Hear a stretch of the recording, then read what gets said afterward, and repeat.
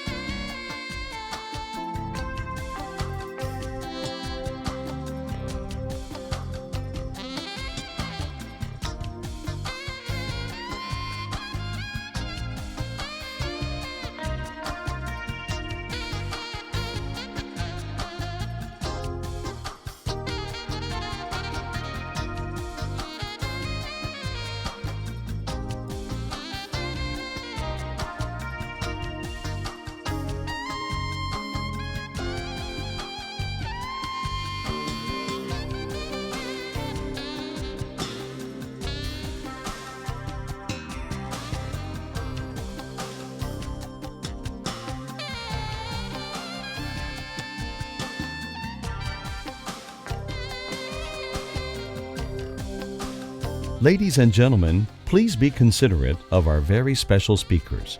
There is no flash photography during this session.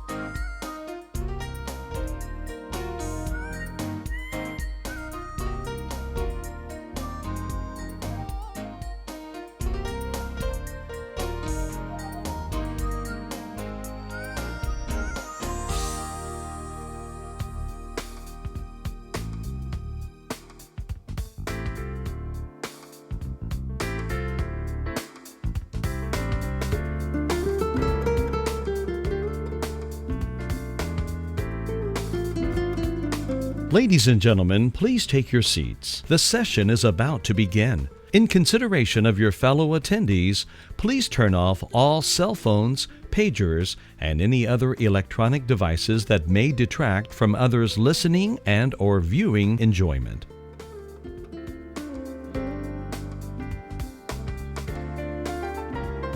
The closing session is being live streamed over the internet to IRA members around the world. This broadcast is sponsored by Logical Choice Technologies. We are very pleased to welcome everyone who is participating with us virtually today.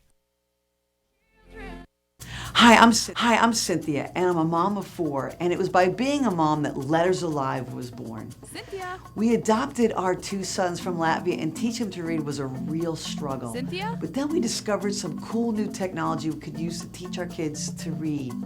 Gertie, I'm kind of in the middle of something. I was just... Oh my gosh. You're doing your IRA thing, aren't you? Yep. This is so embarrassing. Kind of for both of us. Oh! Are you talking about Letters Alive? I was about to. Why don't you just show people using Letters Alive? Gertie, actually, that's a great idea. I know, right? Children are giving lots of attention to some new 3D technology called Letters Alive. This didn't come out.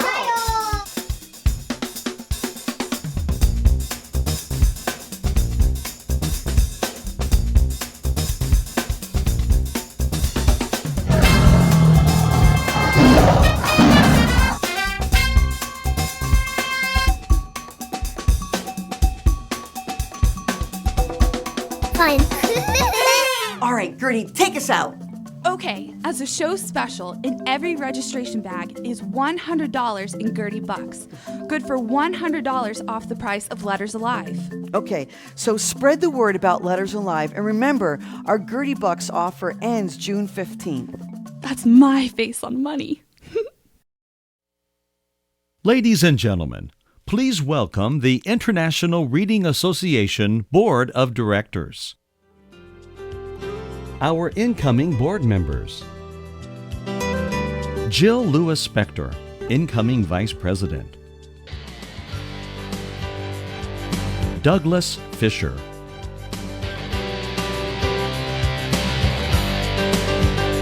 Rona Flippo.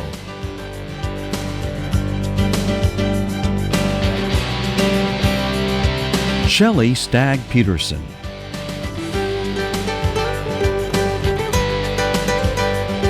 Our current IRA board members: Heather Bell, Jay Blanchard,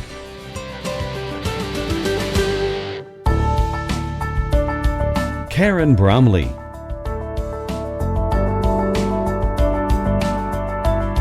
Kathy Headley,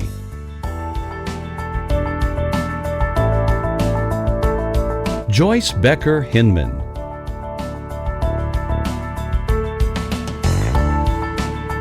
Stephen L. Lane,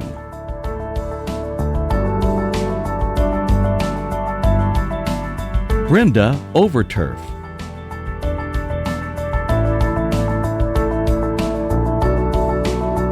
William H. Teal, Terrell Young,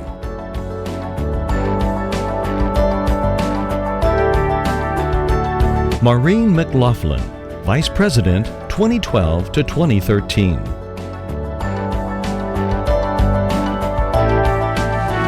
Karis Cummins, President-elect.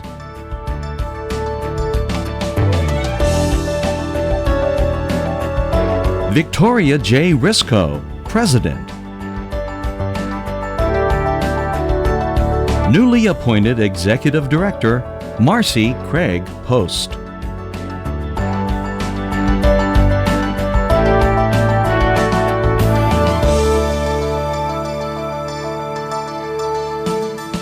Please welcome IRA President, Vicki Risco.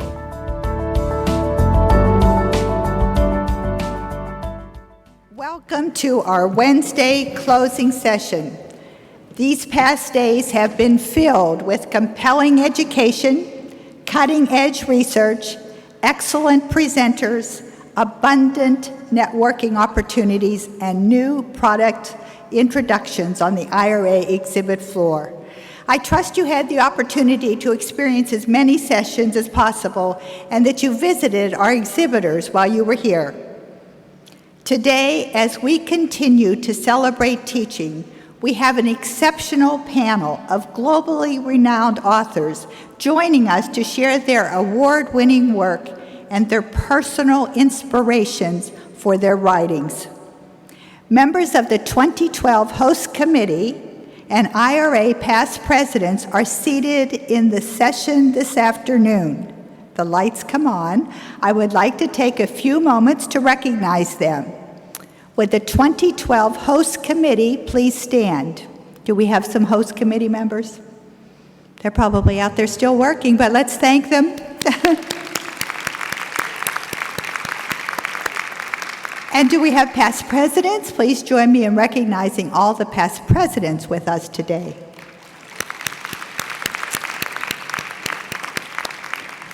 It is an honor to now recognize and thank the IRA outgoing board members. The Board of Directors of the International Reading Association expresses its sincere appreciation and gratitude to Karen Bromley.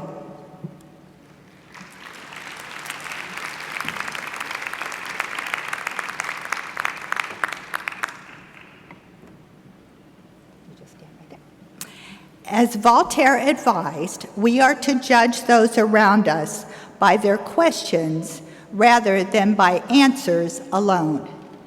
Karen brought many gifts to her work as an IRA board member and to the association. Among those was her ability to ask the difficult questions and to engage the board in the discussion of issues from different perspectives. Sparked by her questions, the board's responses to challenges and opportunities were deliberate and comprehensive. We appreciate Karen's contributions to team building, her careful analysis of dilemmas, and her thoughtful advice. Karen served as the IRA secretary and was chair of the board's evaluation committee. She also served on the council and member services task force. She was enthusiastic about the contributions of IRA's members and committed to her role as a board liaison to the following committees: the Exemplary Reading Program Award Committee, the IDC Caribbean Committee, the IDC Oceania Committee, the International Literacy Projects and Grants Committee, the Adolescent Literacy Task Force, the Classroom Teacher Awards Committee, the IRA Media Award Committee, the Outstanding Dissertation Award Committee, and the Literature for Young Adults Committee. So we see what the board is really a busy group.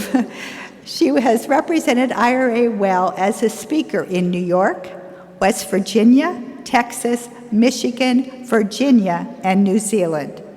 We thank Karen for her many valuable contributions during her service on the board from 2009 to 2012.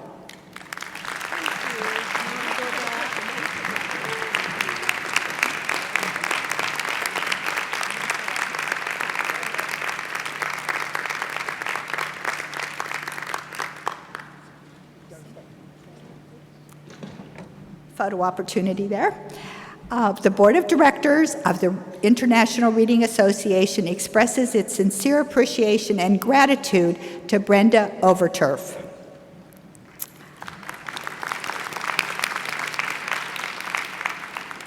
James Allen, British philosopher and writer, advises us to cherish your visions, cherish your ideals, cherish the music that stirs in your heart, the beauty that forms in your mind, for out of them will come delightful conditions. We cherish the vision of IRA's future that Brenda brought to the board's projects and the ideals that guided her leadership. We cherish Brenda's collegiality, her sense of humor, her commitment to IRA's members, councils, and affiliates, and her persistence in achieving excellence for IRA. Brenda's collaborative efforts brought teams together to address timely issues, such as the Common Core state standards that were newly adopted in the United States. Brenda was the IRA treasurer and served as chair of the Teacher Advisory Panel Committee, the Common Core Task Force, and the Membership and Council Services Task Force. Brenda was board liaison to the following committees: the IDC Europe Committee, IDC North America Committee, the IRA Bylaws and Resolutions Committee, the IRA Government Relations Committee, the IRA Helen M. Robinson Grant Committee, the IRA Technology, Communication, and Literacy Committee, the Local Council Community Service Award Committee, and the Special Interest Group Committee.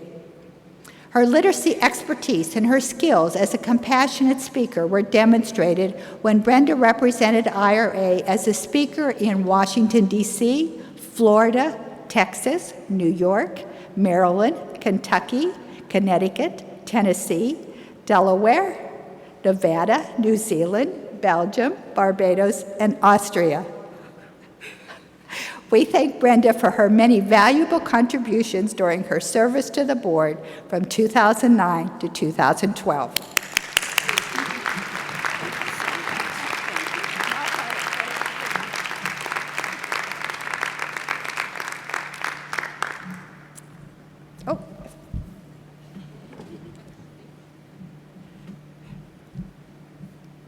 The Board of Directors of the International Reading Association expresses its sincere appreciation and gratitude to Terrell Young.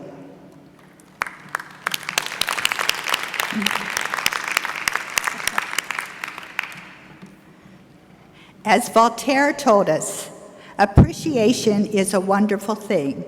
It makes what is excellent in others belong to us all. Terry and his many excellent contributions to IRA belong to all of us. We recognize Terry's thoughtful guidance to problem solving, his collaborative spirit that engaged others, and his ability to critique and solve dilemmas in ways that represented the many voices of IRA's membership. Terry met each new challenge and assignment with enthusiasm, approaching new dilemmas with both a critical and a caring perspective. As chair of the governance committee, Terry provided a careful analysis of issues and led his team through the process of amending the bylaws and addressing policy issues and procedures that affect the work of IRA. Terry was an active committee liaison and served in this role for the following committees: the IDC Europe Committee, the Intellectual Freedom Committee, the IRA CBC Children's Choices Committee, the IRA Jerry Johns Outstanding Teacher Educator in Reading Award Committee, the IRA North American Councils Committee, the IRA Teachers Choices Committee, the IRA Teacher Educator Awards Committee, and the Language Diversity Committee. His expertise in literacy and children's literature are recognized widely, and he represented IRA well as a speaker in Washington, New York, Colorado, Utah, Montana, North Dakota, West Virginia, Wisconsin, Israel, Macedonia, and British Columbia. We thank Terry for his many valuable contributions during his service on the board from 2009 to 2012.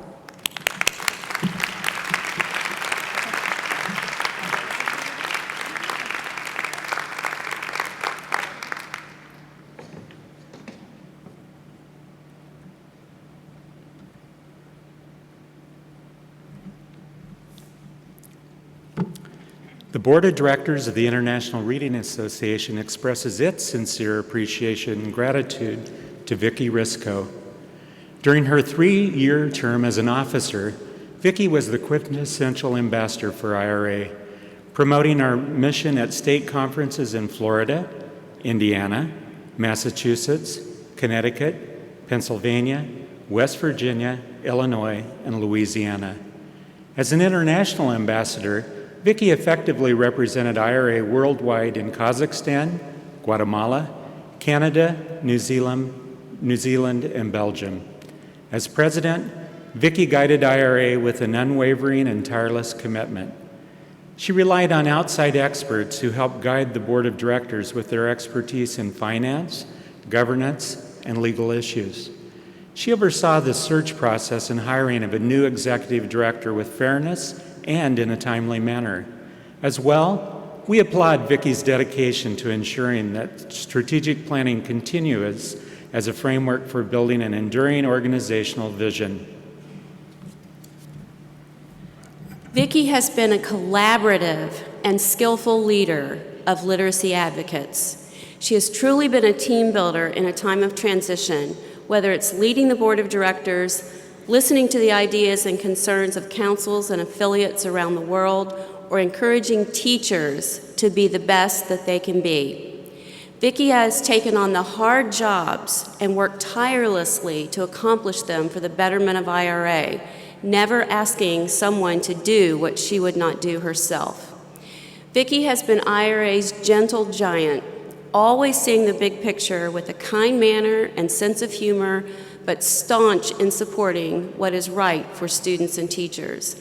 As president, Vicki established 4 IRA board task forces: professional development, conference, international, and council and member services, and lately another one called publications. In addition, she established 2 member task forces, the Common Core State Standards Task Force and the Formative Assessment Task Force. Each of these task forces met by conference call, developed ideas to move IRA ahead, and put many of these ideas in place. Vicki served as ex officio on several of these task forces, working just as hard as the rest of the members.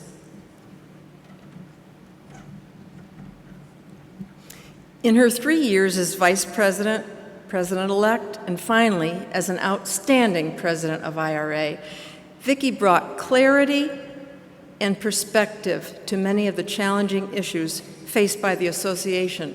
With her delightful personality, her wit, and her gracious manner, we will remember Vicki for her willingness to serve, for her integrity as a leader, and for her unquestioned dedication to the mission of IRA.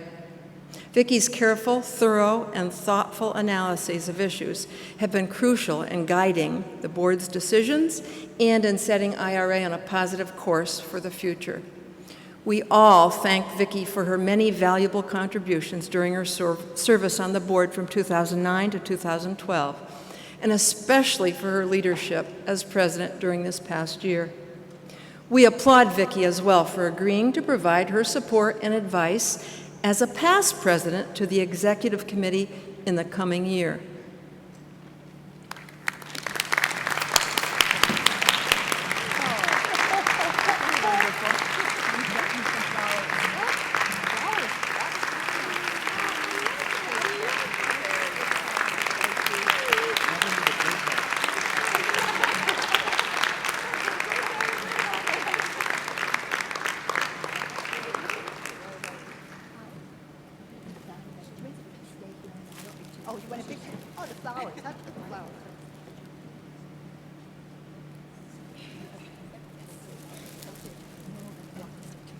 Beautiful.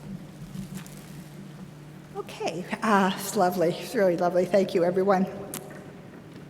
We are very pleased to congratulate the top recruiter for the IRA 2012 Recruit a Member program this year. It was Jennifer Winstead. Wait, we're going to have a light on you in a minute. Jennifer is the library director at St. George's Independent School in Germantown, Tennessee. Yay, Tennessee. She recruited 54 new IRA members during the program, which offered free trial online memberships by referral from November 2011 through January 2012.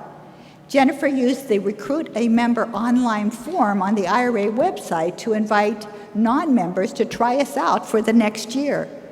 And with that, Jennifer won a trip to the 2012 IRA Award Convention.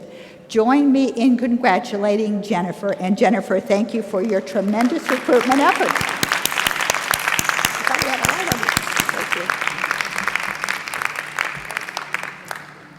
Please welcome IRA Vice President, Dr. Maureen McGoughlin.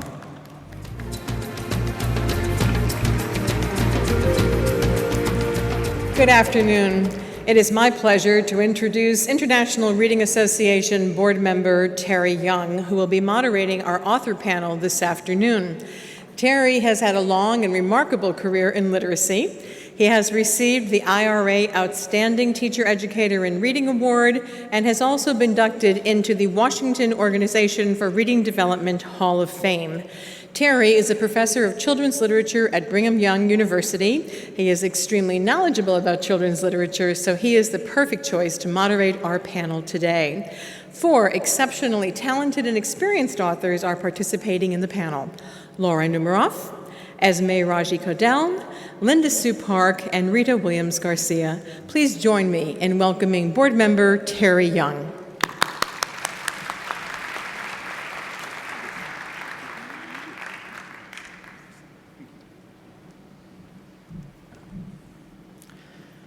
As we continue to celebrate teaching at this year's 57th annual convention, please join me in welcoming our tremendous panel of award-winning authors.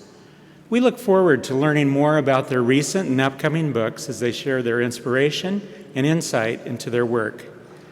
Please welcome Esme Raji Codell. Esme Raji Codell is an author, teacher, reviewer, librarian, First Lady of Read Aloud, and a certified radiologist. First famous for a diary about teaching in the Chicago Public Schools, Educating Esme, she's written several popular and award-winning books for children and young adults, including How to Get Your Child to Love Reading, Sahara Special, and Fairly Fairy Tales. Esme is graciously supported by Simon & Schuster. Now, please welcome Laura Numeroff.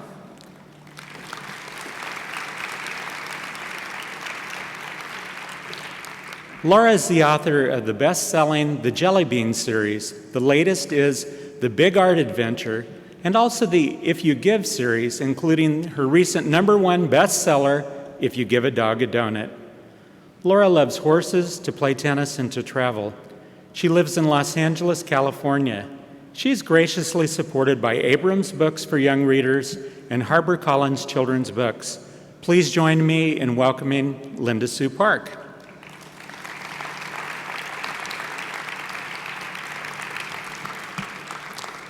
Linda Sue Park received the 2002 Newbery Medal for A Single Shard. The author of historical and contemporary fiction, poetry, and picture book texts for young readers, she's now one of the most prominent and esteemed writers for young people. Ms. Park has traveled widely, both nationally and internationally, to promote her books. She's a Korean American from the Midwest. She was educated at Stanford University and University College Dublin.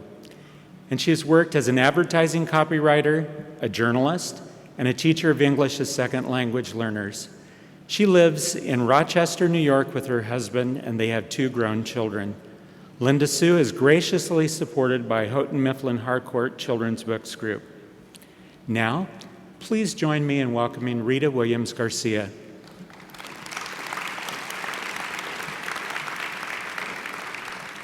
Rita is the New York Times best-selling author and the winner of the PEN Norma Klein Award, and twice named the National Book Award finalist. Rita Williams Garcia is the author of 6 distinguished novels for young adults: Blue Tights, Every Time a Rainbow Dies, which was a Publisher's Weekly Best Children's Choice book, Fast Talk on a Slow Track, Like Sisters on the Home Front, No Laughter Here, and Jumped.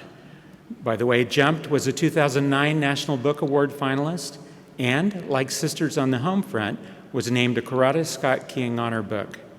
Her acclaimed novel for middle grade readers, One Crazy Summer, was a 2010 National Book Award finalist and a Newbery Honor Book, and an ALA Notable Book. It also received the Coretta Scott King Award. Rita Williams Garcia is currently a faculty member of the Vermont College of Fine Arts and Writing for Children and Young Adults program, and she has 2 adult daughters, Michelle and Stephanie, and she lives in Jamaica, New York. Rita is graciously supported by HarperCollins Children's Books. Now I'm going to join them, and I feel a little bit like I'm on Dancing with the Stars. You want me to spin you? Yes, yes, please do. But easy on the pirouettes. What we'd like to do is we'd like to start and ask that each of you would share a little bit of insight into your work. So if you could tell us about either your most recent book or something that's forthcoming. And for this, we'll start with Esme. Okay. Thank you so much. Before I say anything about my books, I just want to welcome you all to my hometown of Chicago. Woo-woo! Did you have fun? I hope that you had a wonderful time. Welcome to the Paris of the Midwest. Chicago always inspires all of my work, except for this one, the newest one, Fairly Fairy Tales, which was inspired by something I saw in an early childhood education classroom. A teacher was going through all the different things that were in the room. There are blocks, yes. There is a sand table, yes. There are books, yes. And then to make a joke, she said, and there are dinosaurs. And all the children said, no, no dinosaurs. Except one boy said, well, maybe. And he went to the toy bin and he got out a plastic dinosaur. And it made me think about what a generation of possibility is coming up right now. And it is a group of kids who have to get really good at saying, well, maybe. So this book, I took common, well-known fairy tales and sort of gave them a twist, like sticks, yes. Straw, yes. Bricks, yes. Solar panels, no. Well, maybe. And then we see the three pigs building a house with solar panels on it. One of my favorites, fairy godmother, yes. Glass slipper, yes. Pumpkin coach, yes. Disco ball, no. Well, maybe. And we see that she made the wonderful illustrator, Elisa Chivari, made a disco ball out of a pumpkin. So that is really wonderful. And she has these great shoes with goldfish a la the 1970s. So I'm really happy with this book because it does what I look for in a book. It's very useful for story time, and I think it pulls from kids' requisite knowledge of fairy tales. Some of the other recent works I have from Abrams, The Basketball, which is so cheerfully illustrated by Jennifer Plakis. I like this book because it has to do with girls and sports. I wrote this to really speak to the children that I teach. There were a lot of 7, 8, 9-year-old girls who still needed to use picture books because of their reading levels and because picture books are amazing. And it also has a glossary in the back of all the terms, all the basketball terms. And then I have a couple books coming out from Greenwillow. I have It's Time for Preschool, illustrated by Sue Rama, and coming out a little later in the year, Seed by Seed, The Legend and Legacy of John Appleseed Chapman, illustrated by the great Lynn Ray Perkins. Oh. I know, it's going to be really great. And Johnny Appleseed, I think, was my boyfriend in another life. I'm crazy about John Chapman, and I hope that passion comes through in my book. So those are my latest goodies. How about you? You just transposed into the moderator. Sorry, she's taking away your job. Go for it. Well, first of all, hi, it's great to be here. I love being in rooms with educators. Everybody knows me. I do have books that don't begin with the word if. And so I have another series called The Jelly Beans, and a lot of people say, oh, I didn't know you wrote these, because they don't begin with the word if. The latest book that just came out is called The Jelly Beans and the Big Art Adventure, and there are 4 little girls who are a dog, a pig, a bunny, and a cat, and they all are different. Nicole loves soccer, Bitsy loves to paint, Anna loves to read, and Emily likes to dance. And they have very different interests, but they go together well, like jelly beans. And this one is Bitsy, who loves to paint, and she takes them to the art museum to see beautiful art, because they've been hired or asked by Mrs. Petunia Dinkley Sneezer to paint the side mural on her candy store where they hang out and eat jelly beans. And one of the things that so excites me about the book is that my dad was an artist, and we were in museums all the time, and I got to have a signing in a museum, a Dallas Art Museum, and we're hoping to get into the Metropolitan in New York, which would be a dream come true. And I just finished the manuscript for If You Give a Mouse a Brownie. I'm going to be dead by the time the last one comes out. And that was the last of the contract, but I'm considering, we're all talking about possibly If You Give a Pig a Pizza.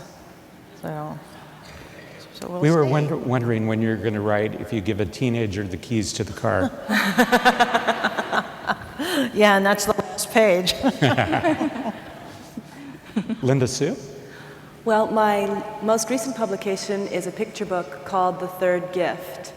And it's a story about a boy and his father, and the father is teaching the boy his trade, which is harvesting the sap from certain trees. And then they take it to the marketplace and they sell it. And the purchasers are 3 men wearing incredible robes who are buying gifts for a baby. And it turns out that what they were harvesting from the trees is myrrh. And this has a real childhood genesis in that when I heard the nativity story over and over when I was young, I never knew what myrrh was. And I would kind of look around sidelong and nobody else ever asked. And in my childhood mind, that meant everybody knew but me. So that I wasn't going to be, embarrassed by showing that I didn't know and asking. And it wasn't until I was an adult that I actually learned what myrrh was, and I was fascinated by the process of collecting myrrh. So that was one of the inspirations behind the book. I also wanted to try to treat the nativity story historically rather than religiously, because no matter what persuasion you are, or if you are none at all, the nativity, the birth of Jesus Christ, still has tremendous historical implications. And in every huge event in history, there are always people on the edges. They're not the headliners. And that's actually who most of us are all the time in our lives. So I was looking for a way to treat that momentous historical event in that fashion. As I said, the book is called The Third Gift, and it was untitled for quite a long time. And I was getting desperate for a title and suggested to my editor, Dinah Stevenson at Clarion Books, that we call it WTF is Myrrh. She said she thought not. And then the next thing that will be out from Clarion, which is not until fall 2013, but I'm very excited about it, is another picture book called Xander's Panda Party. It's a fun, lighthearted picture book, and I'm excited about it because it is being illustrated by the brilliant Matt Phelan. Oh. So please look for that book in the fall of 2013. Well, I'm looking forward to that book. I'm a Matt Phelan fan, so thank you for that heads up. Well, you all have caught me at the right time. I have, just on the heels of coming here to this IRA conference, I submitted my manuscript, my revisions for the sequel to One Crazy Summer, and it is titled, oh, is that applause? We love that. And it is titled P.S. B11. This is for those of you who are familiar with the story. It's set in the late 60s, and the girls have visited their estranged mother, and so now they're coming back to New York, which is where they live. They live in Brooklyn, to resume their lives, and for Delphine to get ready for the 6th grade. And in the meanwhile, they're writing letters, Delphine especially, to her mother. And no matter what the situation is, Cecile, the mother, always ends the letters P.S. B11. And so what happens when Delphine turns 12 and her mother is still saying P.S. B11? What does that mean? So in between trying to figure out her mother, she's always trying to figure out that mother. She's also readjusting to, well, the I guess, the trials of the 6th grade and an unexpected treat of a teacher. Well, she doesn't know that teacher's a treat yet. You know, don't you feel that way about your students? They don't know what a treat they're in for until we get rolling. And so this is all about Delphine's journey once again, and we get to hear more about her family. And because it is the late 60s, there are things going on that I get to revisit. I get to revisit my childhood and all that I knew about politics when I was 11 and 12. So we had the presidential election, and I was fortunate enough to have met Robert F. Kennedy when I was 11. And she will not meet him, but there will be some kind of crossing there. So it is, once again, I have fun with history. I'm just a little inventive with history, just a touch. But it's all to tell this story and to remind kids that, you know, even while it's going on, they are part of history, they're in it. And to kind of, every once in a while, you know, it's really good to scribble a little something in your diary. I certainly have. I still have my diaries from the late 60s. And to know that what you're seeing really does count, and it means something to you and maybe to your children. Okay, thank you very much. Since this conference is celebrating teachers, I'd like for each of you to tell about somebody, possibly a teacher or somebody else, who helped instill a passion for reading and writing in your life. And Laura, would you start, please? I was one of those get extra credit for the book cover report, you know, do it really nicely. I basically was really, really, really bad at math and science, and I got 40s and excelled at writing. And I had a teacher who realized that I wasn't excelling at math, and I would write stories and bring them in, and we would talk about them, and she would recommend books that she thought I might like, which kind of is the reason I'm here. And it was Stuart Little and Eloise. And I've since met Hilary Knight, and I actually own a piece of the art from Stuart Little. So it's kind of come full circle. But the thing about teachers is, my mother was a teacher of home economics, and her hamburgers tasted like hockey pucks. And she always said, why don't you teach me, or why don't I teach you how to cook? And I said, well, you know, I was thinking, why would I want to learn from you? But I get a lot of letters and emails from teachers who say that they use my books in their curriculum. But the best letters I get from teachers are the ones who work with kids who are disabled and have autism, and they just, you know, I'm sitting at my computer opening up the letters, just my eyes are all welled up, because these kids apparently use my books, they like the repetition, and I love that the teachers are incorporating that in the special ed classes.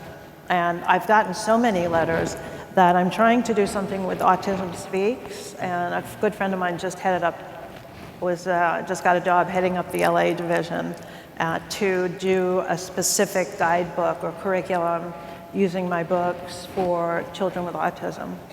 So I'm hoping I can bring teachers who do work with kids like that and bring my stories to be used as a curriculum for special ed kids.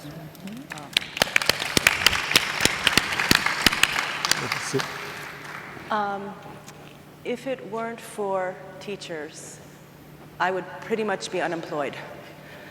And the reason for that is summed up by something my son said very shortly after I learned that a single shard had won the Newbery Medal. He said, gosh, Mom, he was 16, gosh, Mom, think of all those kids all over the country now who are going to be forced to read your book.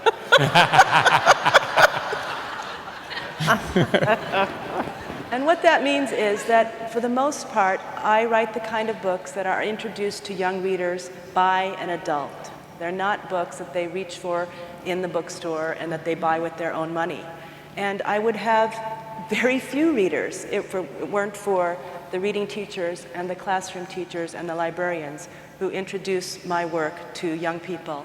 And I am constantly, weekly, stunned by their creativity, by their effort, by their passion. There have been teachers at schools who wanted to use a single shard, which is not a book for all readers, and yet they will rope in the art teacher and ask them to do a pottery unit before the kids start the book. And the difference that makes is just monumental.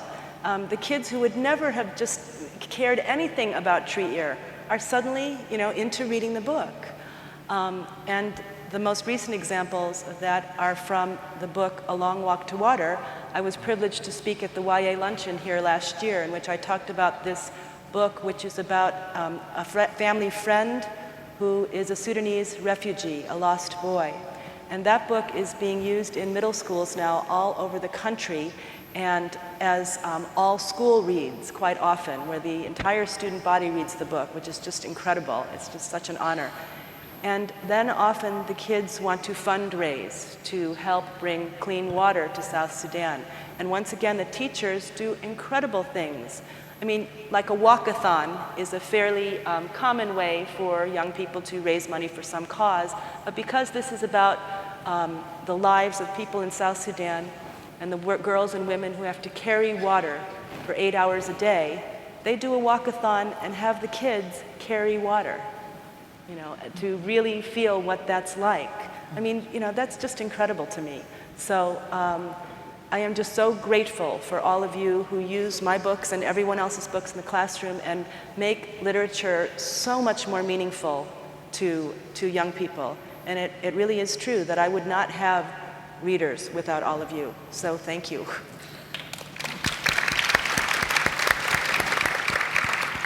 Rita? That would be me. Well, I usually start with a germ of an idea, and then I get to know my world, my characters, and then I write. But it's not until long after I finish that book, it's in the hands of the readers, it's in the hands of the teachers who will read the book and assign it or share it with their students, that I begin to really know what my book is about. Well, I know what it's about. I wrote it. I know what I mean. But that word, it's mean. That word begins to really take root when I hear from the teachers who are using the books, who are reading the books, who are sharing them with their students, whose students come up to them and say, we need to read this book. There is nothing quite like getting that kind of feedback, that kind of contact with your readers, and a lot of that is coming from the classroom. And I don't mean those forced letters. I mean kids really sharing what they're getting from stories, and even teachers. And I each and every year I learn something new. When I wrote Like Sisters on the Home Front some years ago, and I received a letter from a teacher in Texas who was telling me that she was, she had committed her whole life to teaching girls, at-risk girls who were reluctant readers, girls who were destined to be like my protagonist, a pregnant teen, only to get pregnant again in that cycle. And she was quite frustrated. But then she said she read the book, and she said, you know what, I feel as though I have an insight that I didn't have before. And so I'm going to take a sabbatical now, but I'm going to come back and I'm going to try a different approach. And so then from that point, that had a profound effect on me, because, my book does not belong just to that girl that I wrote it for. It belongs to the teacher as well. So it was quite enlightening for me. And so, I have a very large appreciation for what the book is, and that is larger than myself. Another thing I want to share is that a woman who is, well, she's an immigrant from Nigeria, and she escaped Nigeria with her husband and her daughter. They come from a culture of circumcision, but they were able to escape without having to undergo that. Well, she reached out to a friend who was an elementary school teacher, a 6th grade teacher, who happened to get that book, which was No Laughter Here. This book had a lot of controversy to it when it was introduced. It was meant for junior high, but that teacher then shared that book with this woman who is now fighting extradition, deportation. If she returns to her country, then she will. Chances are she will be circumcised along with her children. So I've been hearing from this woman. She's been writing to me, letting me know that she's become a friend to the school. So you see, it's not just in the classroom. You all are making your mark in the community and in ways that, again, writers we might not necessarily think, oh, this really forms this network. This book is a part of this community because it's a part of this school, and this teacher or maybe this student is sharing this work back and forth. So this has been this is something that kind of stays with me, this feeling of network and how our books work in the classroom and in the community. Thank you. Esme. Well, in terms of inspiration, one of the things that inspires me is, of course, when authors show excellence themselves, and we have to keep up with the Joneses a bit, so that's one. I guess I always think of books in terms of the classroom. I am a Chicago public school teacher librarian. Woo-hoo. Yeah, come on. You called in sick too, huh? So I'm always thinking about how it can actually be used in the classroom, the connections that can be made, if there are great crafts that can go along with it. When I was writing Seed by Seed, I was thinking about the great bulletin boards you could do with the book. So I guess I approach every book with a teacher's mindset. But Terry, if it's okay, this is just such a special opportunity. I don't think we're able to celebrate teachers nearly enough. And since I knew we were going to be talking about educators who inspired us, I hope it's okay. I didn't want to mess up the opportunity by being nervous, so I just wrote a little bit in honor of my most inspirational teacher. Is that okay? We'd love to hear that. Sure you would. Okay. We are most sincere. When I was a child, I was sure I would be a child forever.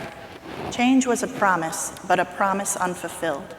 I viewed change as Cinderella might have viewed the pumpkin that would carry her to the ball, a promise that called for a fair amount of skepticism and necessitated a fairy godmother. The gift of belief, the concept of change, was given to me by my personal fairy godmother, the late Mrs. Constance Schultz. I would not say I was a happy child, but I was imaginative. For years, I went to a private school for unhappy, imaginative children. Children of the 1970s, children who were free to be you and me, who roller skated and gardened and disco danced and ran around without clothes on at school. It was very experimental. At times I was frightened. When my parents asked me about school, I told them everything was fine. I didn't know all schools were not like this. When circumstances made it so my parents became desperately poor, I was sent to a Chicago public school. I remember the even sound of my shoes clicking against the silence of the hallway as I approached my new 5th grade classroom, then the door opening to Mrs. Schultz come all the way to Chicago from Brooklyn to seat me in a row of desks, to make me memorize multiplication tables, to tell me about the colonies, to hang up the picture I drew of a Thanksgiving cornucopia, to yell at the bad boys, to make order all the way from Brooklyn to save my life. My parents, despite best efforts, became desperately poorer and their marriage fell apart. Since Mrs. Schultz's school served children only up to the 5th grade, I was forced to transfer and attend an evil middle school for 6th grade. The newly built brick edifice had all the windowless charm of Sing Sing. Girls were raped in the hallways, children carried guns before this was in fashion, and the teachers beat us. I was dirty and wore mismatched clothes, and I was made fun of by other children who were dirty and wore mismatched clothes. I was frightened again, but this time nobody asked me about it. In the middle of that year, Mrs. Schultz called to take me to the art museum just for a fun little date, the two of us, old friends. As we drifted from canvas to canvas, I prayed inside my head that she wouldn't ask me about my life. Don't make me cry. Not here, in front of everybody, in front of all these people, I pleaded inside my head. I walked stiffly alongside her, waiting for some abominable forced confidence to be pursued. She asked for nothing, only nodded admiringly from time to time at the artwork. Look at this painting, she said. Stand here when you look. What do you see? It looks like nothing, I said. It's a bunch of messy brush strokes. Now stand back, she said. Stand farther away. With her hands on my shoulders, we took some paces back, and it became Monet's garden. Things change, she said. A teacher is hope, crouching in the corner amidst all the terrors. A teacher is there to make a promise, to uphold what the children in her care are imagining. Life will be different someday, and everything inside you will make that happen. And now I'm an adult, and change is something I often take for granted, merely a series of fluctuations on the path to the inevitable, channel changes, schedule changes, reckless lane changes of impatient drivers, a baby in the belly, the moon shifting through its phases, the fabled arrival of days that bring the loss of our parents. Tick, tick, tick. And sometimes, suddenly, in the midst of this grown-up journey, I encounter someone at once familiar and unfamiliar, staring across from me on a bus seat, or pushing a grocery cart, or ordering in a restaurant. And I realize that I know this person, a former student of mine. I remember his secrets, his abilities, his temperament, yet I barely recognize him. I know who he was, but who is he now? Still, I know the song I'd sing to him, the same song my great teacher sang to me so many years ago through her actions in an art museum, with apologies to Delmore Schwartz. You are red, you are gold, you are green, you are blue. You will always be you. You will always be new. Things change, people change, situations change. You can count on it, but a teacher can promise it. And that's what I learned from Mrs. Schultz. Oh, wonderful.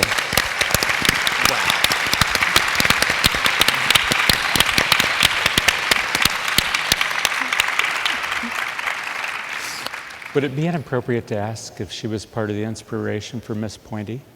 No.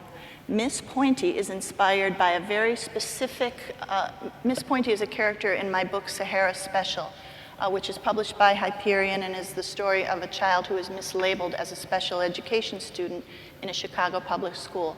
And she was inspired by a fabulous Chicago public school teacher named Miss Liza Tursky, who really did have a pointy nose and painted her classroom yellow, except for when Miss Pointy loses her temper in the classroom. That would be me. Oh, okay. Well, thank you. Thank you. Jean Fritz once said that teachers often ask authors where they get ideas as if they had a shelf, that they stand on a ladder, reach up at the shelf, and pull out ideas for writing books. Can you share, we've made reference to this a little bit already, but would you mind sharing where you get some of the ideas that feed your passion for writing? Linda Sue, would you like to start there? Well, I tell young people when I do school visits that my formula for story ideas is world plus imagination equals story. It's always triggered by something in the real world, something I've seen or experienced, and then combined with stuff I make up, which is why I don't do nonfiction. And that is what generates a story idea. But truly, the number one influence for my own work is reading. Since I was a child, I've read all over the map. I didn't care what kind of book it was or what genre it was or whether it was appropriate or whether it was the right age for me or whatever. I read everything. In a very small town, very small library, I read through the whole library. And to this day as an adult, I will read anything, any genre for any age group. My criterion is that it has to be good. There's lots of good books that I'll never get to. I don't have time for a bad book. Otherwise, I have time to read anything. And it is, I mean, as you all know, it's like this miracle. There are these little black squiggles on a white page. And I'm looking at the squiggles, and I'm crying, or I'm laughing, or I'm anxious, or, you know, how do those little squiggles do that? And, you know, it's so important to my life that it just feels tragic to me that there are so many people in the world who cannot have that experience and who you work every day to help become better at that kind of experience. So I will read something, you know, and it does that to me, and I'm like, ooh, I want to do that. I want to try that. I want to make people feel that way, whatever it is. So this is why my own writing is all over the map, from picture books for the very young, all the way through to, you know, novels and poetry for adults. When I read something, it inspires me, and I want to try that. It's why there's so many different genres. I've written historical and contemporary and fantasy and concept books, and because every time I read something, I want to try that. So it's a little schizophrenic and maybe a little hard for my publisher to find a niche for me, but that's what keeps it interesting and fresh and different for me, is to always be trying something inspired by what I read. And it really is the number one place I go to for, you know, ideas, and I guess that's my well. My well is the library. Mm-hmm. Great. Well, when I go to schools, one of the things that I talk to kids about, and I visit a lot of schools in what we call the inner city, I ask them to do two things. Okay, so it's three. Well, to have a plan and to live in the plan, to want to do something, to be interested in something, and then whatever it is that you do in your real life, in your everyday life, it supports that. Well, I loved writing, so I read a lot. I loved writing, so I wrote a lot. I loved writing, so one of my favorite books was the dictionary. I just loved books, so that's living in the plan. But also living in the plan for me was daydreaming. I daydreamed always. I would stop a kickball game, much to my brother and sister's disappointment, because I had to go off and think and brood a little bit.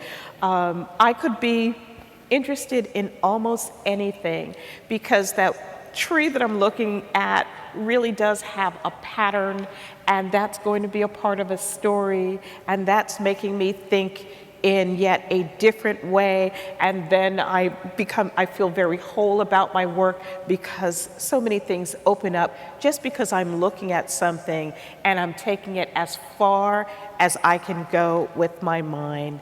So as much as I want, especially young writers, to live in the plan of being a writer, you know, just know that that encompasses so many things, and exposing yourself to many things. So then that becomes the second, thirdish thing, which would be to get off the block. You know, we so used to being in our familiar, being in a routine, we don't even know that we have prescribed for ourselves, or our circumstances have prescribed for ourselves, this narrow little box. Trust me, I've been to a lot of funerals. We got a whole lot of time to be in a box. When you get a chance, get off the block, eat a piece of bread that you've never eaten before. You know, read a book that you wouldn't read. See something and be interested by something other than what you're familiar with.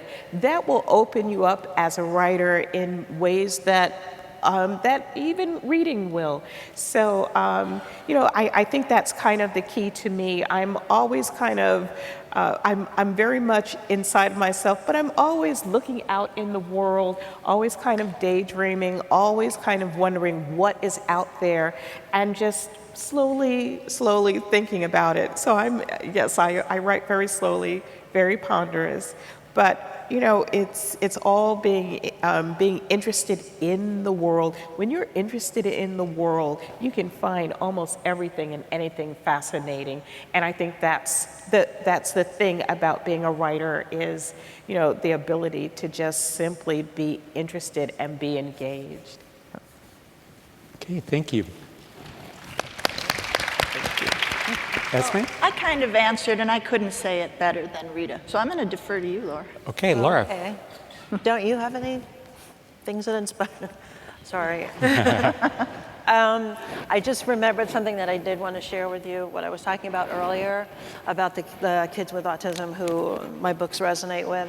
One of the letters I got, the mother has two twins, here you go, twins, and one of them is severely autistic and wasn't speaking much, and the first word he said was cookie. So, and he wasn't eating much, and he ate a blueberry muffin from if you have a muffin. So that was very exciting for me. What was the question? Question was, where do your ideas come from normally? Have no idea. No idea. That's a great answer. I can make something up. Okay, in the interest of time, I'm going to give you a choice to either share what you're currently reading or a book that really touched you when you were either a child or a young adult. And so, Rita, you get to begin. I'm going to talk about a book that touched me when I was younger. The librarian gave me Reba Paith Mirsky's 31 Brothers and Sisters.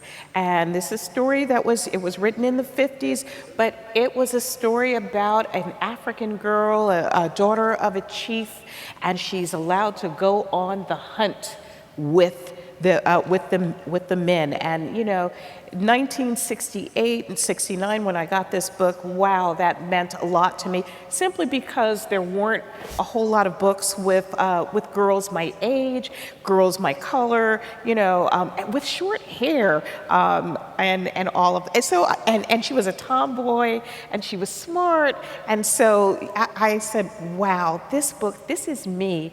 And it was very meaningful to me, and someone was good enough to find that book on the internet and to give that to me. But it took that librarian to say, I have ordered a book special just for you. And that made me feel special. So that has a big place in my heart. Okay, thank you. Esme? I'm verklempt. That's so nice.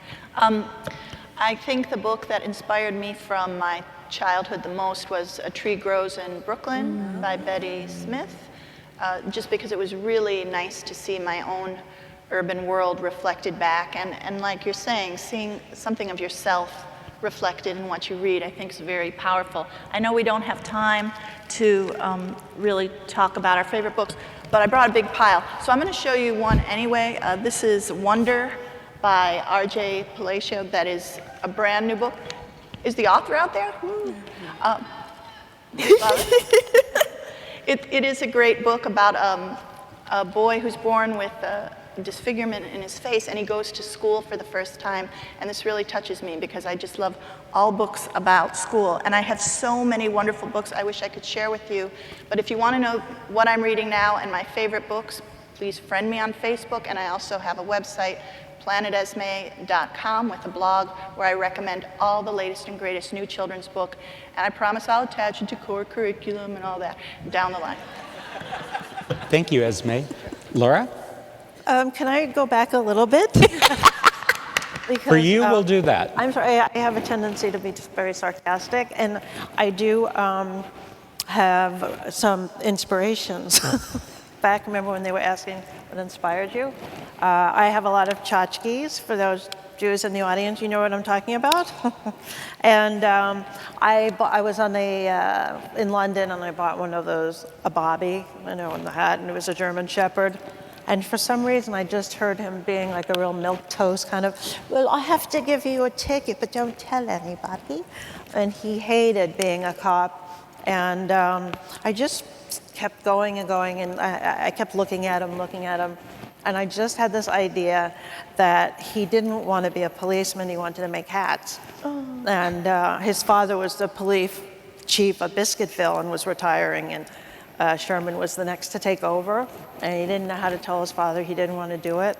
And he tried a hypnotist, and that didn't work, and he ordered a book of how to say no, but it was how to say no in different languages. And so the retirement party was coming up, and Sherman was in charge of favors, party favors. So he made hats for everybody, and when they sat down to eat, each hat had a letter on top, and it said, "I don't want to be chief of police." And Sherman's father his mother fainted. And Sherman said, his father said, "What's this all about?" And he said, "Well, I didn't know how to tell you. I didn't really want to be chief of police." And the father's so relieved. He goes, "Good, because I didn't want to retire." And the last page is Sherman's House of Hats, and there were all these dogs buying hats. "Do you think this looks good on me?" "No." So he was able to say no. So that was my inspiration, that little doll that I bought. Okay, And great. books that influenced me, Anne Frank, The Diary of Anne Frank. It was so hard for me to imagine living like that. And, it's that corny thing where being so grateful for what you have. And I don't know, I felt like if I had met her, we would have been friends. She was just such an amazing, amazing young girl. And I don't know if any of you have visited her the house where she was hidden in Amsterdam. Mm-hmm. And when you read the book when you're young, you think it's like that, and it's really all five of them were living like that, and it's just very powerful. That was that. The other one was the Misty of Chincoteague, because I'm a horse lover, and I was at a cocktail party for a publisher. And I looked down, you get your badge, and I saw Marguerite Henry. And I was with my publisher, who was working on a book with her, and I said, "Oh my God, is she here?" And she said, "Yes, do you want to meet her?" "Yeah." And so I walked over to her. I took out a picture of the horse I had at the time, and I went, "Oh, this is my horse." And she went, "That's lovely, dear." And then one other quick story, my editor was going to have lunch with Marguerite Henry, and she said, "Oh, I'll bring you back a autographed copy." And she gave me the book, and then she said, I should have taken you to lunch. And I thought, it's not worth going to jail, but I really could have killed her. Okay, thank you. Linda Sue, do you want to share your book? Esme, when my husband was transferred to New York City, I said, "We are going to live in Brooklyn because of A Tree Grows in Brooklyn," of reading that as a child. And my other childhood book is a very obscure title by the great Charlotte Zolotow called The Man with the Purple Eyes, which is just, I look at it now and I can still see why it had such a draw on me, but it's not available anymore. Maybe libraries or eBay or somewhere like that. But many, many years later, when my daughter was born, I named her Anna, which is not a family name. It's a nice name, it's kind of a classic name, and I thought those were all the reasons. And it wasn't until much later that I realized that was the character in The Man with the Purple Eyes, and I had named my daughter for her. I wrote to Charlotte Zolotow just to tell her that story, and she sent me an autographed copy of The Man with the Purple Eyes. So it's a very treasured book for me. Oh, yeah. And wonderful memory. Well, thank you very much. I wish we could spend a lot longer talking to you. This has been wonderful.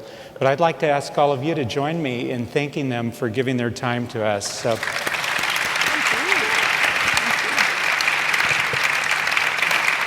I have your Johnny Appleseed book?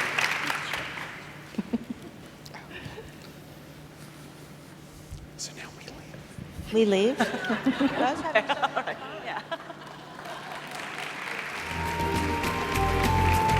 Please welcome IRA President Vicki Risco.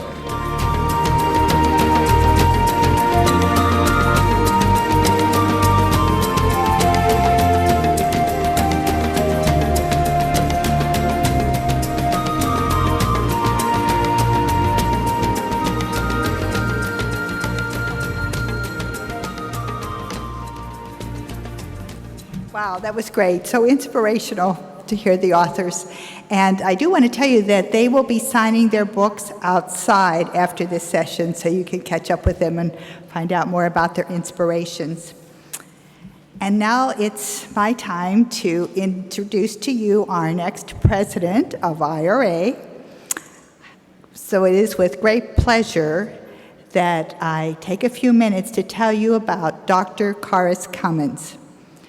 Karis is professor of Curriculum and Instruction and Leadership at the College of Education, Louisiana Tech University.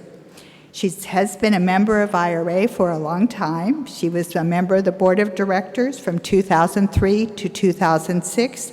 She served on numerous committees and task forces, including the Teacher Education Task Force and the Early Childhood Commission. She has held numerous leadership positions, both in Louisiana and for IRA. She received her BS and MS degrees in elementary education and reading at Southern Mississippi University, her EDS degree in reading at Northeast Louisiana University, and her PhD in reading from LSU. Her research focuses on strategies in comprehension, retellings, and text structure. But I want to tell you a little bit about Karis as a friend and a leader and as an inspirational colleague. She is the person as a friend who is there when you need her, and she is the person who will be here for IRA when we need her as we move into the next year. She will lead us with great strength and inspiration and good thinking about what IRA will be in the future. She brings to this position a perspective of a member who has had numerous leadership positions in councils, and so the councils are very important to her work in representing the councils and the affiliates in our organization called IRA. Plus, she is a teacher's teacher.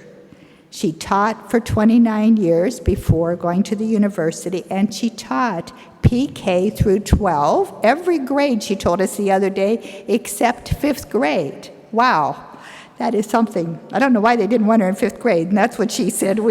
I didn't say that. She co-developed several national professional development programs. And as she says, all children have a right to quality education. But it's the teachers, not the programs, that make a difference. She will make a difference for IRA. Karis Cummins.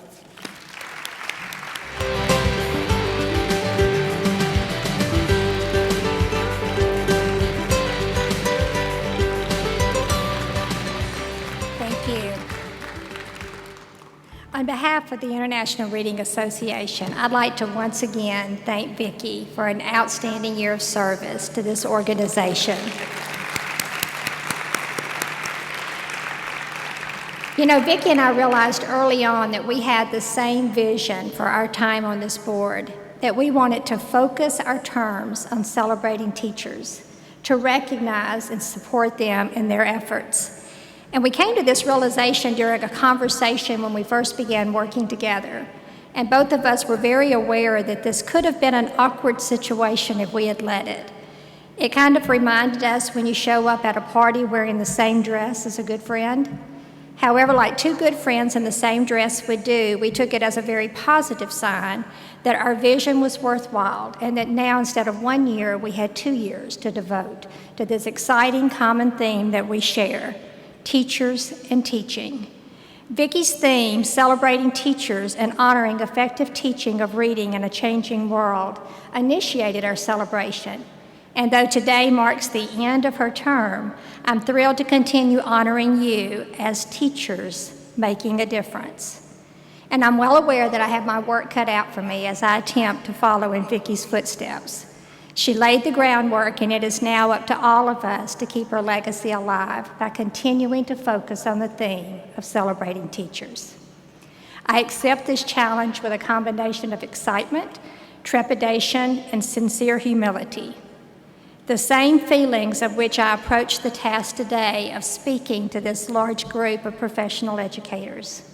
You know, ever since I knew this day was coming, I've spent countless hours worrying, wondering, how in the world do I share a bit of myself while still maintaining a sense of formality deserving of this occasion? However, at the same time, I knew that I had to remain true to myself and who I am. So I'm going to confess to you right up front, I'm not an elegant speaker or a speech giver, which you'll all figure out for yourselves in just a few seconds. However, I do have a passion for teaching and for teachers. And I hope that that passion will be evident to all of you as I share just a little history about myself while setting forth my thoughts for the coming year. And I'm not going to bore you with a list of credentials, but I do want to tell you a little bit about who I am personally and professionally, because I think that's important that you know someone as you are working alongside of them. So I'm going to attempt to share this with you kind of professionally and personally at the same time. I grew up in a very small rural community in Northeast Louisiana, one of 4 children who still today receives much teasing from my siblings, yet thoroughly enjoys every minute of being the baby. I've been fortunate to have had a very supportive husband, Bill, 2 wonderful children, Mason and Christy, that's my angel. They've been in my corner as I pursued my career throughout the years, and they're very proud of my commitment to teaching, even though that career has oftentimes gotten in the way of family time.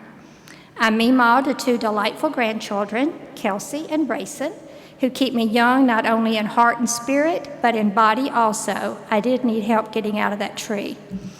This experience has also heightened my development as a learner, as I now have the opportunity to marvel in their growth as readers and writers, thanks to the work of their dedicated teachers. My late mother was always an inspiration in my life, and she sent me forth into the world with several thoughts in mind that are very apropos at this juncture in my career. She was a firm believer that you are never in something alone. You always need support. She stressed to me to never be afraid or ashamed to ask for help, and to remember that in order to be successful, whether personally or professionally, that it was mandatory that I surround myself with a very good support system, with people that would help me in dealing with issues and decisions as I tried new and challenging endeavors. So I took this advice very seriously and have leaned on many people through the years, and am grateful to everyone who had a hand in helping me become the person I am today. But at the same time, Mama also said that for one to truly be successful, you had to be willing to reciprocate by giving supports to others when there was a need, and even more importantly, to try to be the type of person that others wanted to and felt free to come to when they needed support. So I've tried hard to make her proud by being there for my students, my colleagues, friends, and family when they needed assistance. So as you can imagine, The Little Engine That Could was one of mine and Mama's favorite books. Our favorite part not being when he finally made it to the top, but when all the toys and animals came out to help so he could make it. So that those famous words, "I think I can," could become, "I thought I could." So I know that I'm certainly going to put Mama's words to the test as I take the reins of this organization for the coming year. For I know that the only way I can be successful is to ask for and receive help and support of every single member of the International Reading Association, because it's only together that we'll be able to make a difference. You know, in our everyday walk of life, we often get asked the question, "What do you do?" My response has been the same for 37 years. I am a teacher. When I reflect on my early years, most of my memories are of wanting to be a teacher.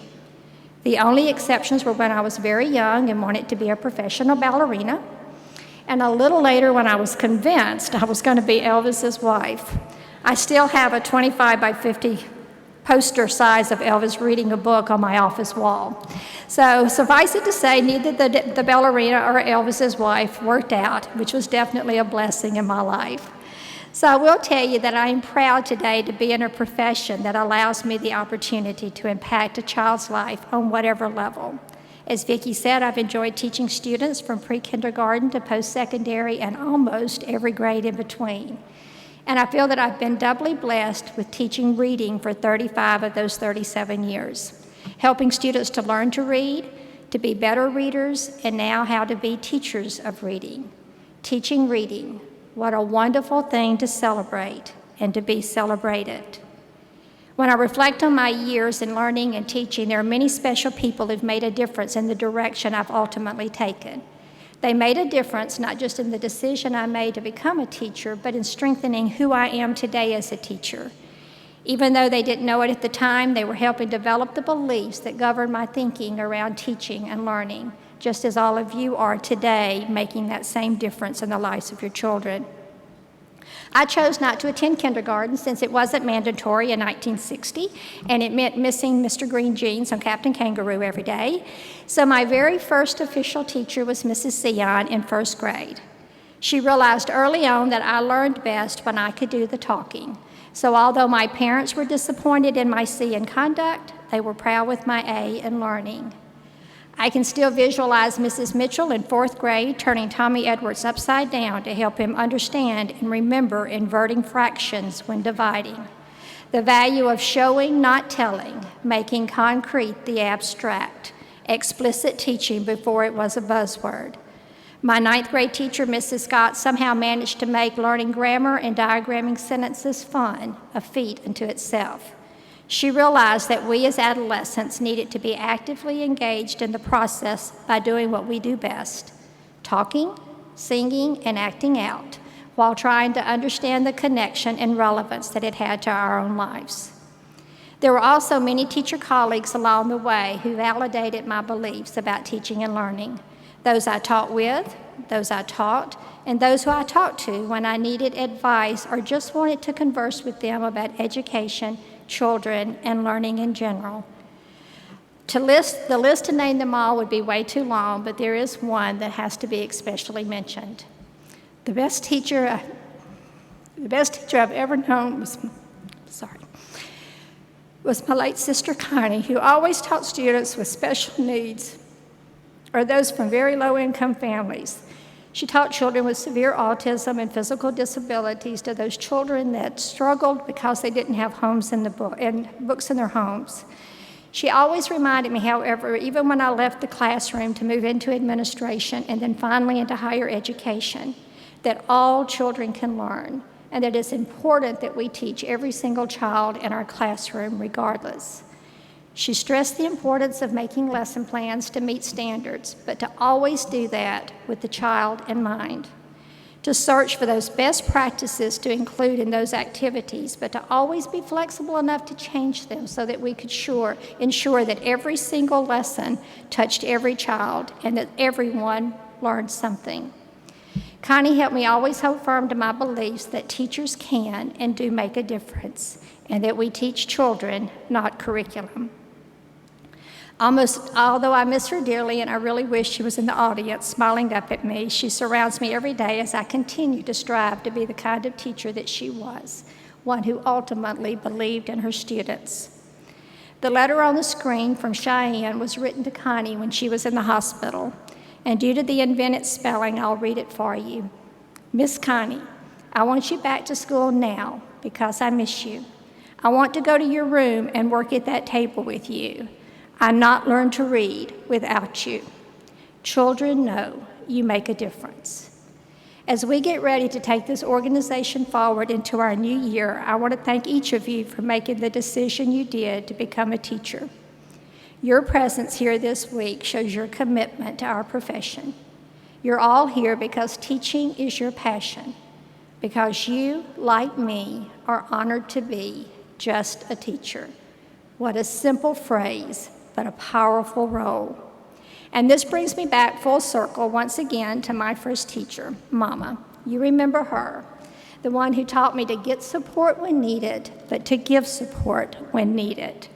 The quote reads, "There are two ways of spreading light, to be the candle or the mirror that reflects it. As teachers, we must be both. Mama also instilled in me a belief that nothing is unreachable and that learning never stops. A belief that I've tried very hard to pass on to every student, PK through college, that I've had the privilege of teaching. This belief is what I know will help us as teachers continue doing what we do best, even in the face of controversy in our profession. Although there is currently much turmoil in the field of education, we all need to hold fast to our belief that we can and do make a difference. Your success is demonstrated every day in the lives of the students you have taught.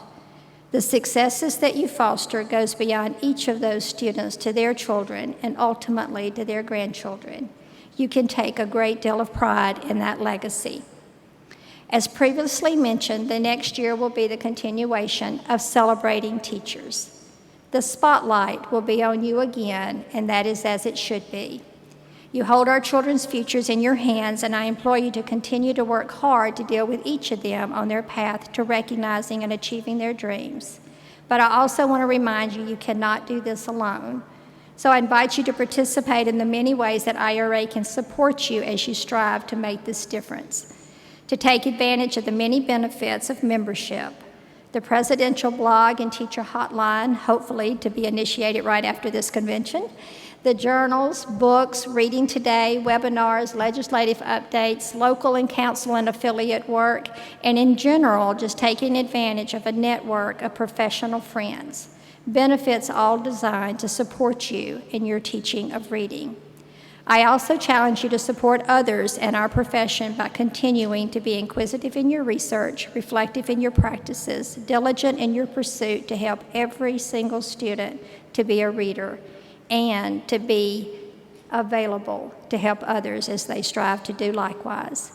This is indeed worthy of a celebration. I plan to dedicate this year to you, to celebrating you for all that you do and for every life that you touch as a teacher, every child, every parent, fellow educators. We, the International Reading Association Board of Directors, will celebrate you for making a difference in the lives of children everywhere around the globe. I am honored and extremely humbled to be standing in front of you today. You are a powerful group of people, and I'm proud to be one of you. Thank you.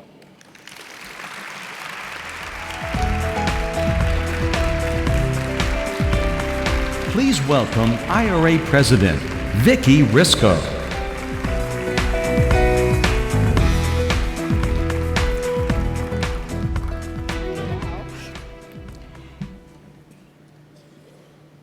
It is my great honor to welcome you to the stage, but you are with us. So it is my great honor to welcome Karis Cummins as the new president of IRA.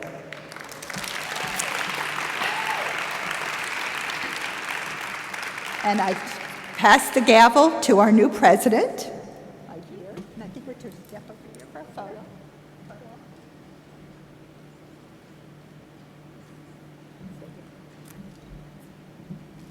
Now, as my final task as president, on behalf of the board of directors, I thank you, our presenters, corporate partners, and our virtual audience for participating in the IRA 57th Annual Convention. Renewed and inspired, we depart Chicago to continue our work in communities throughout the world.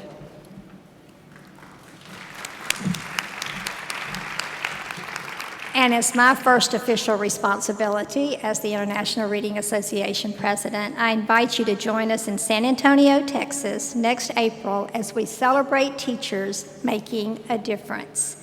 And I think we have a video, if you'd like to stay and watch it, about San Antonio, but we look forward to seeing you there. Thank you. It began with a river, where it sprang from the depths of its rolling hills.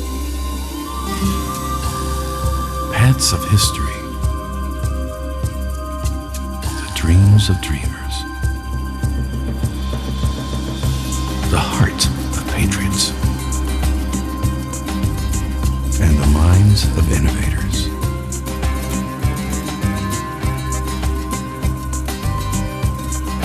And this river brought many to its banks. It brought many artists,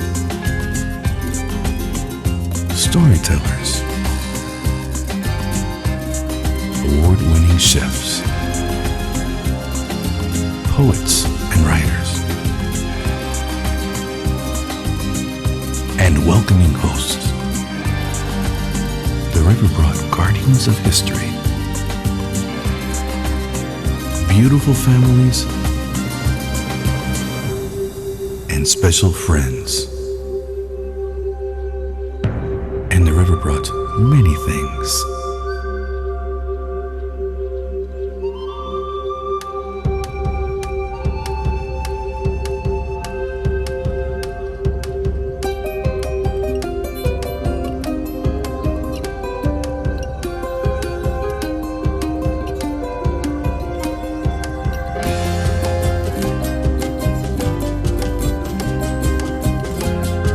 The river brought bridges across time and place,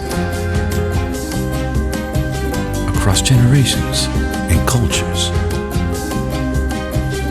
It brought new flavors to its tables and richness from its earth. It built legacies. It brought a champion closer to his greatest game. Business closer to its world, and a parent closer to his child. What will the river bring you?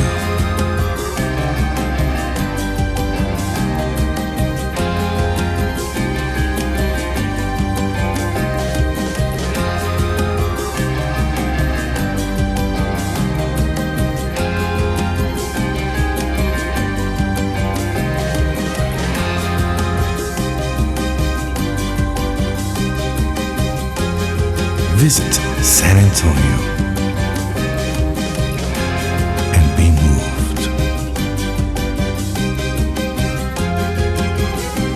Deep, deep in the heart.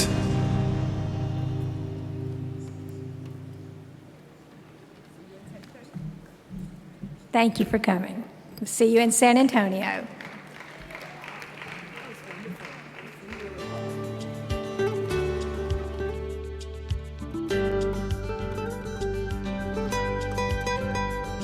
Hi, I'm Cynthia, and I'm a mom of 4, and it was by being a mom that Letters Alive was born. Cynthia. We adopted our 2 sons from Latvia, and teaching them to read was a real struggle. Cynthia? But then we discovered some cool new technology we could use to teach our kids to read. Gertie, I'm kind of in the middle of something. I was just... Oh my gosh. You're doing your IRA thing, aren't you? Yep. This is so embarrassing. Kind of for both of us. Oh! Are you talking about Letters Alive? I was about to. Why don't you just show people using Letters Alive? Gertie, actually, that's a great idea. I know, right? Children are giving lots of attention to some new 3D technology called Letters Alive. This didn't come out.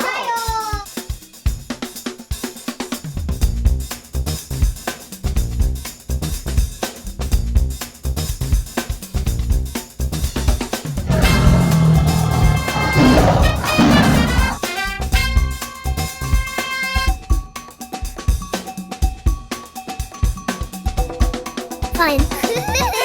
All right, Gertie, take us out. Okay, as a show special, in every registration bag is $100 in Gertie bucks. Good for $100 off the price of Letters Alive. Okay, so spread the word about Letters Alive, and remember, our Gertie Bucks offer ends June 15th. That's my face on money.